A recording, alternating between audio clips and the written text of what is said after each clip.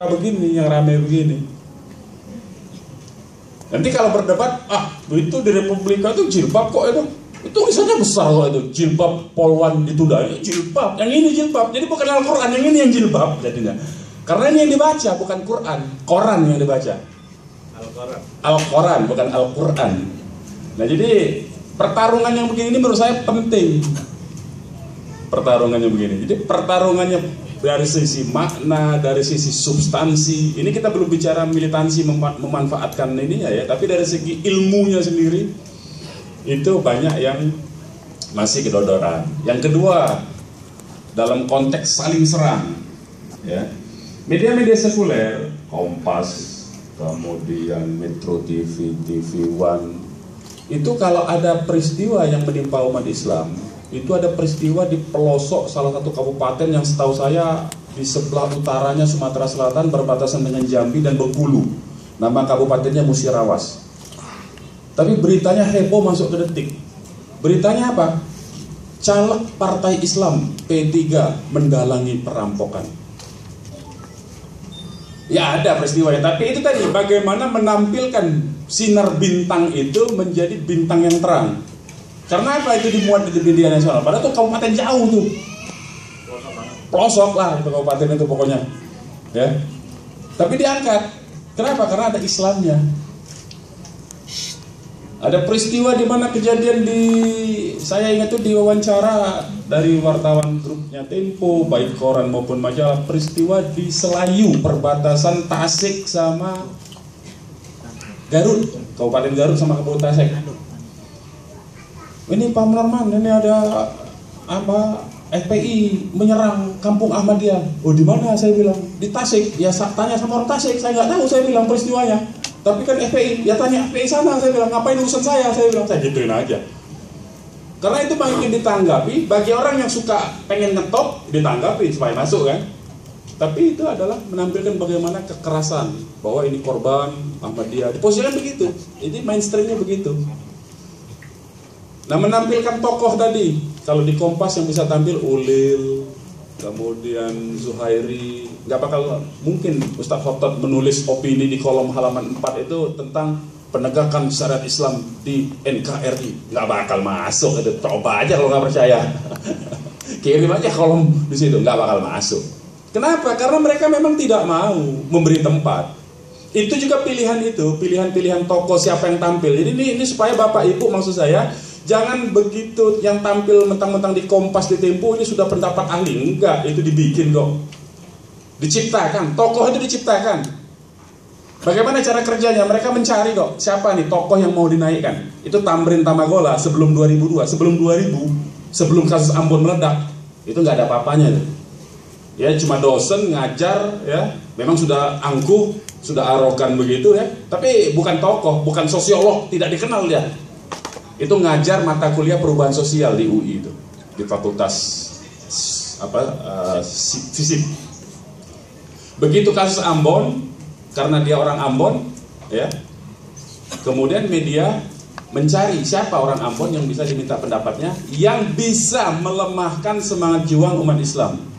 Dicarilah dia, diajaklah konferensi pers. Yang mengajak adalah LSM. Saya tahu kok sejarahnya.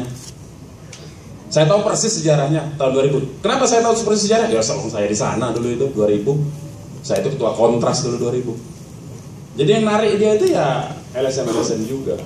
Ada almarhum Munir waktu itu yang mengajak dia. Mulailah dia jadi tokoh. Begitu jadi tokoh makin berkembang makin sombong dia. Makanya tak siram teh biar berhenti dia sombongnya. Ya mesti begitu. Kalau sekarang kan sudah jarang diundang dia kan. Karena dianggap tidak qualified, udah bisa disiram sama orang seperti saya. Ya dia udah nggak berani juga, tapi menurut saya nggak diundang-undang lagi dia itu, dianggap nggak qualified memang sebetulnya. Karena selama ini dia ngomong itu ngoceh itu karena memang ada misi. Dan kalau minta bayaran TV, misalnya saya itu dibayar tuh 500 kalau begitu ya. Jadi ada bayarannya memang, makanya orang senang masuk TV karena dikasih honor 500.000 cuma ngomong 10 menit, 20 menit begitu ya. Enak memang, 4 kali seminggu 4 kali diundang ya udah 2 juta ya. Itu jadi sumber penghasilan sendiri, makanya orang rebutan masuk TV itu ada penghasilannya. Nah Tamrin itu, di luar itu dia minta lagi itu. Sering minta lagi itu, nggak puas, masa cuma 500.000. Dia nuntut itu dengan produser yang ngundang dia. Masa saya begini, saya ini profesor loh katanya. Ya itu pengakuan dari teman-temannya Ustadz Fadil ini. Nggak tahu Ustadz Fadil apa pernah mengalami diminta oleh Tamrin atau enggak. Tapi teman-teman lain yang cerita ke saya tuh, wah itu orang kalau ini minta tambahan, nggak mau dia cuma 500.000, mintanya minimal 1 juta katanya. Cuma ngoceh 15 menit, 20 menit. Nah jadi itu diciptakan. Jadi itu toko-toko yang di media, di TV segala macam itu tuh didorong untuk naik, dijadikan toko. Jadi jangan dipercaya. Itu orangnya kadang-kadang gobloknya minta ampun kadang-kadang. Iya bener. Ya gobloknya minta ampun, tapi dipakai aja, dilatih terus oleh media, diundang dulu ke forum-forum off air istilahnya itu, acara-acara yang seperti ini tidak diliput supaya dia latihan dulu ngomong, ditanya, begitu caranya, dididik, dikasih honor. Ya kenapa gitu ya, saya ngalami dulu itu diundang ceramah di sini, ceramah sini, padahal saya tuh nggak ngerti apa-apa, tapi tetap aja diundang dulu itu, ya masih bodoh ya. Ya mesti begitu memang. Dulu saya itu bodoh diundang sini, tapi kemudian dikasih bahan. Cara mengkadernya begitu. Orang yang tidak sadar bahwa dia dikader itu begitu. Lama-lama keenakan, wah enak ya. Dimasukin majalahnya, gengnya mereka, gengnya PSI kalau dulu itu ya. Itu Wimar Witular itu dulu punya apa namanya disebut dengan Perspektif dulu. Ada acara radionya. Pernah sempat masuk acara TV itu dulu. Cuma nggak jalan lama karena funding nggak membiayai. Itu semua ada hubungannya dengan pendana dari Amerika, Australia dan negara-negara Eropa itu semua. Bohong kalau tanpa biaya. Itu program yang provokatif, apa itu waktu di Metro TV pernah ada tuh acara. Proaktif, provokatif. Itu dibiayai oleh funding itu. Dibiayai itu. Ya. Jadi desain acara-acara di TV itu dibiayai. Acara Metro TV itu kalau kita punya duitnya sekarang kita kumpulin nih duit. Kita kumpulin nih duit sekarang ya. Kita kumpulin, kita sewa, kita blocking time 1 jam. Metro TV yang bisa. Cuma harganya minta ampun. Metro TV itu untuk dulu tuh tahun 2004 ya. Di 2004 saya cerita, itu 9 tahun yang lalu. 2004 jam 4 sore sampai jam 5 sore. Blocking time 1 jam. Harganya waktu itu 96 juta. Kalau prime time tahun 2003 itu prime time itu jam berapa? Jam 7 sampai jam 10 malam. Jam 7 sore sampai jam 10 malam tuh. Ya, itu prime time disebut. Harganya berapa? Waktu itu tuh. Itu kalau 1 jam harganya 480 juta. Harga beli itu. Jadi kalau kita punya duit kita beli bisa.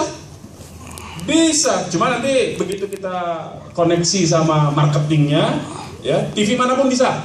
Saya jamin itu. Bisa nggak? Pengalaman saya dulu sama HTI ya.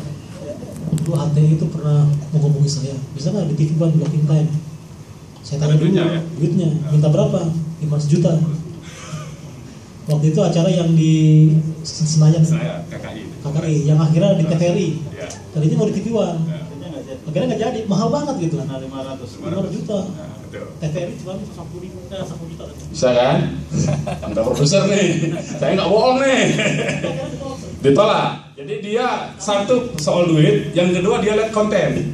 Kalau kontennya bertentangan dengan misinya, menyebarkan sekularisme, melawan sekularisme, melawan liberalisme, maka dia tolak dengan berbagai alasan. Ini saya pernah buktikan, iklan di Kompas. Iklan di Kompas. Ya. Saya mau bayar iklan di Kompas setengah halaman itu 150 juta. Kompas itu. Udah oke nih. Sama bagian marketing, bagian yang non berita nih, yang bukan kebijakan politik, redaksi politik medianya. 150 juta udah oke. Tapi kemudian tiba-tiba dia batalkan. Gak bisa, alasannya macam-macam. Saya lacak ternyata karena terkait nama Munarman itu udah nggak boleh masuk Kompas. Walaupun dalam bentuk iklan. Bentuk iklan tuh bayar, udah nggak bisa. Nah, jadi ini apa? Ini dia punya misi tidak netral media ini. Saya mau kasih contoh itu, ternyata media itu tidak netral.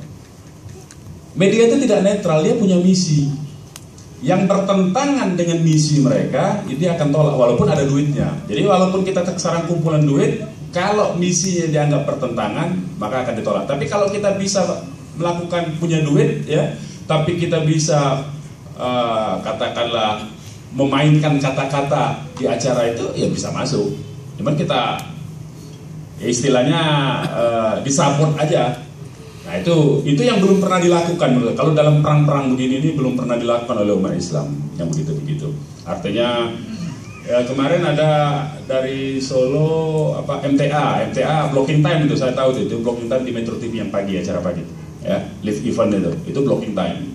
Jadi bisa kalau acara-acara yang tidak terkait langsung dengan gerakan penegakan syariat itu dia bolehkan ya. Tapi kalau yang terkait menyerang sekularisme, menyerang demokrasi, itu dia akan blok, nggak bisa masuk. Ya. Nah itu perang yang pertama yang harus dihadapi, medan yang harus dihadapi oleh umat Islam. Yang kedua, sekarang kaitannya ada di kita. Nah sekarang bagaimana kita memainkan sarana prasarana yang tersedia sekarang ini? Media Islam itu media pinggiran, bukan media mainstream. Ini bukan media Islam lagi. Republika bukan media Islam. Ini sahamnya 40% dipegang oleh perusahaan dari Inggris yang pemegang perusahaan itu adalah pemiliknya itu adalah orang Yahudi. Ini koran. Ini dikeluarin oleh mereka sendiri. Searching aja di Google ada namanya. Dan bahkan salah satu pemegang saham dari Inggris yang orang Yahudi itu menjadi komisaris di grup ini sekarang. Iya begitu ya. Jadi bukan fitnah ini sekedar memberikan peta ya supaya Bapak Ibu sadar bahwa kita hidup di dalam kurungan apa ini ya, dalam kandang apa, kandang macan, kandang singa atau kandang kucing. Kalau kandang kucing kan enak kita bisa lus-lus, tapi ini kandangnya kandang singa kita hidup ini ya. Nah bagaimana dengan keterbatasan yang ada pada kita ya, Ustadz Fadil tadi mendoakan ya, mendoakan itu saya anggap itu mendoakan dan berharap supaya ada dimulai satu gerakan yang dimulai dari buku kezoliman media massa terhadap umat Islam dengan titik tolak memberikan kesadaran itu supaya bisa melakukan langkah-langkah yang strategis. Langkah strategis itu apa? Kalau dalam ilmu militer langkah strategis itu dengan kekuatan yang kecil dan terbatas, sumber daya yang terbatas ya, tapi kita bisa memberikan pengaruh yang besar kepada lawan, melumpuhkan lawan, memberi pengaruh, melemahkan lawan secara secara geger lah kira-kira begitu. Nah ya. Jadi bagaimana? Misalnya begini, umat Islam ini kadang-kadang begini. Ini tadi saya pagi diskusi dengan Ades, walaupun diskusinya melalui online juga ya. Contoh yang konkret ya. Kan media mainstream seperti Metro, saya katakan tadi Kompas, kalau ada kejadian tentang FPI, tentang umat Islam tadi yang saya contohkan ya, perampokan yang didalangi katanya oleh kader P3 calon legislatif untuk membiayai ininya, diulas panjang lebar lah kira-kira begitu ya. Diulas panjang lebar kalau terkait dengan umat Islam. Tapi umat Islam tidak berani dan tidak mau, menurut saya, tidak berani dan tidak mau membalas. Ini konteksnya kita ini perang nih. Kalau keadaan damai, orang yang tidak memusuhi Islam nggak apa-apa, nggak boleh kita perlakukan zolim memang. Ini umat Islam, ya media-media Islam, ini kan ada peluang nih. Contohnya apa? Itu ada satu kurator, seniman, budayawan digelarin yang ngetop ya di komunitas Salihara. Sekarang ini menghamili 5 mahasiswi di UI. Dilaporin polisi. Nah media-media Islam nggak pernah tertarik ini yang begini nih untuk perang nih. Salihara itu dedengkotnya Gunawan Muhammad, Tempo Group.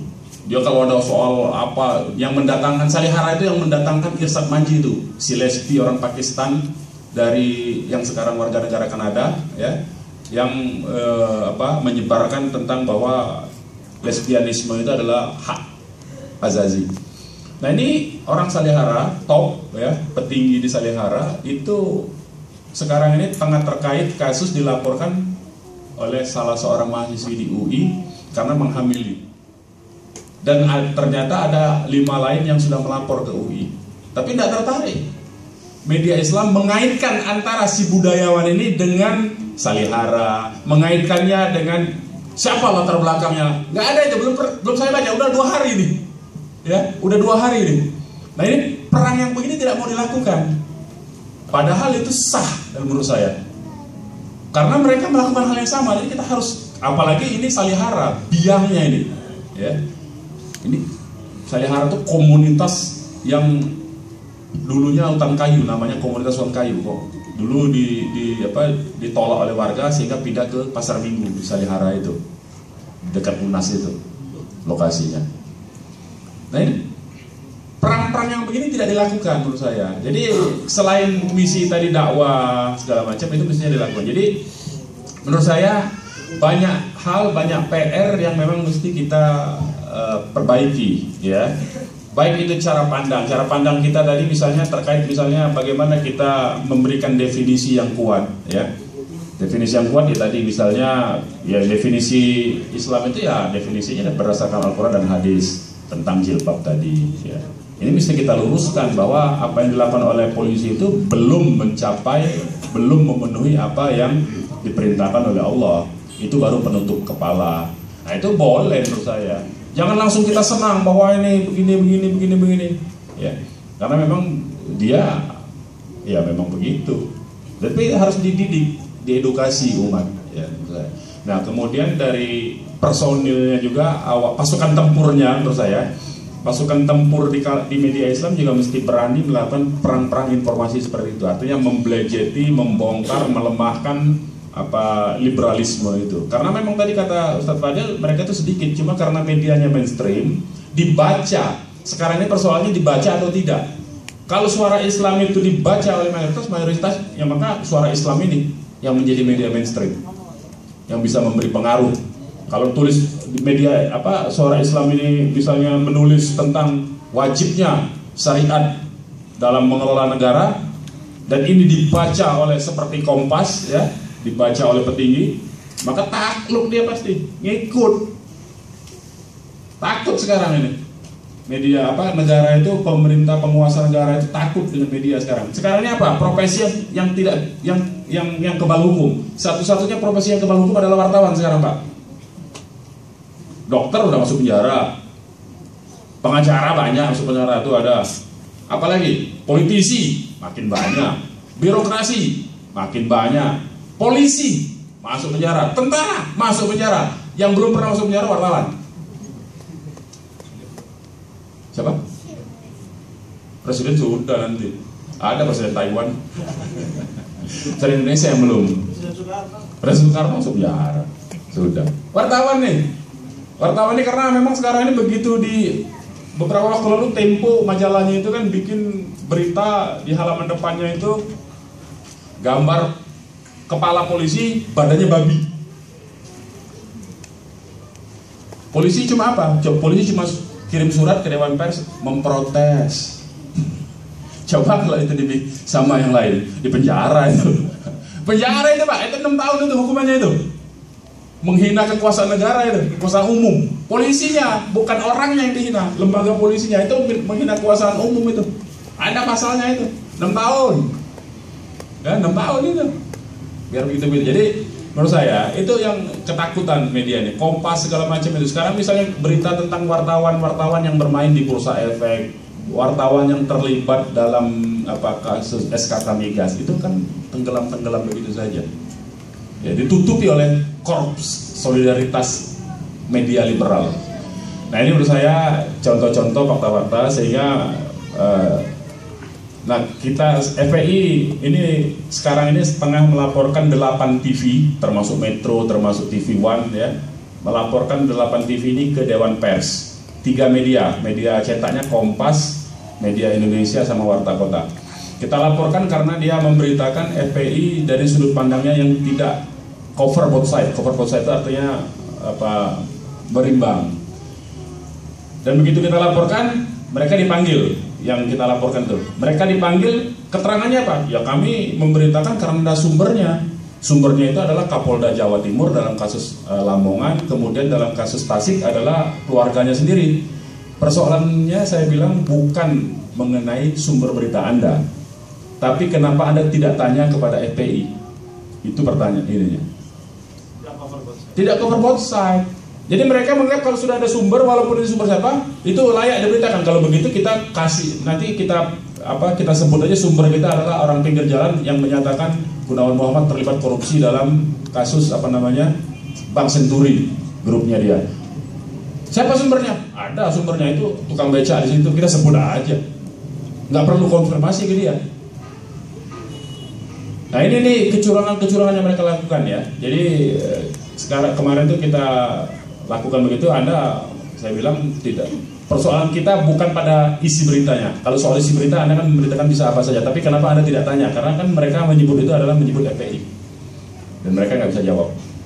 Ya, mereka nggak bisa. Sekarang ini prosesnya masih mungkin 2 minggu ke depan atau 3 minggu ke depan akan ada pertemuan lagi di Dewan Pers. Saya kira itu beberapa cara. Jadi insan pers media Islam menurut saya memang harus lebih militan memang dibanding mereka, karena mereka itu memang tidak perlu militan dalam pengertian yang sangat ideologis. Mereka melakukan hal-hal yang biasa-biasa saja sudah membantu menyebarkan kekufuran, ya.